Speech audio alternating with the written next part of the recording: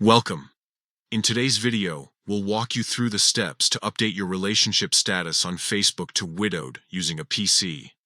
Whether you're making this change for personal reasons or simply exploring Facebook's features, this guide will make it easy and straightforward. Let's get started. First, open your web browser and go to facebook.com. Log into your account if you haven't already. Once you're logged in, look at the top right corner of the screen. You'll see your profile photo. Click on it to open a drop-down menu, and then select your profile to proceed. Now that you're on your profile page, navigate to the About section.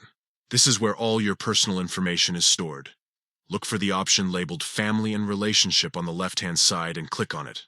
Next, find your current relationship status. You'll see an edit icon right next to it. Click on that. A drop-down menu will appear with various relationship options.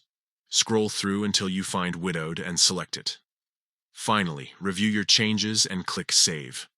Your relationship status will now be updated to widowed and reflected on your profile. And that's it. You've successfully updated your relationship status on Facebook using a PC. If you found this guide helpful, don't forget to like, share, and subscribe for more simple tech tutorials.